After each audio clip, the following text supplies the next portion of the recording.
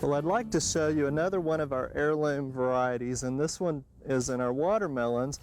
Now, here we are taping this segment the last week of September, and it is a little bit late for watermelons, but with the unusual growing season, it took us a while to get the seeds in, and so we are definitely late. Now, this watermelon is really a fun one. It's very interesting, and remember that heirloom varieties are open pollinated varieties introduced prior to the 1940s. And the variety is actually called Moon and Stars. And that's where it gets its funny color here. Now, the original seed, we think, came from Russia, and it's been held over from many different families for many years here in the United States. But it gets its name from the spotting on the fruit.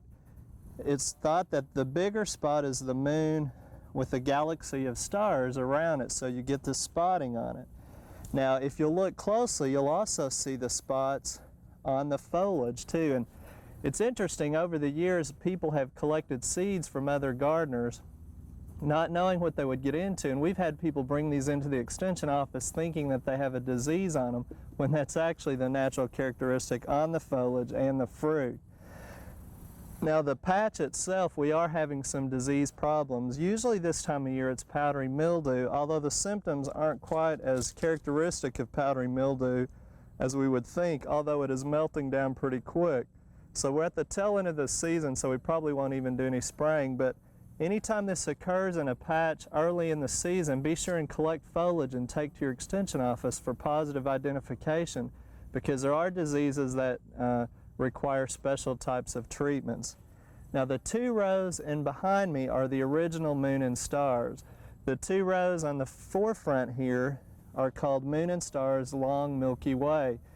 And supposedly the watermelon is going to get a little bit bigger. It seems to be more oblong, but again, it still has the spotting on it, which is very characteristic. Now, if you look through seed catalogs, you'll notice that there's as many as 4 different types of Moon and Star cultivars. Some are yellow meated, etc.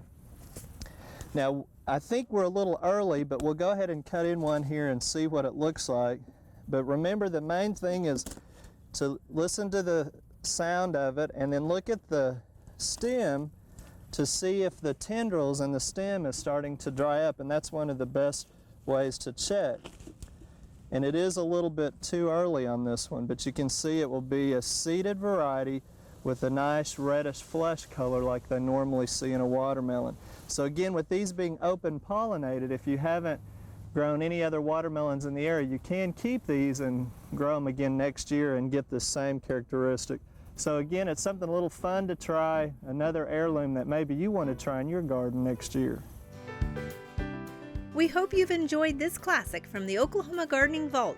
Remember, even though these tips and techniques are timeless, there's always something new to learn in the world of gardening.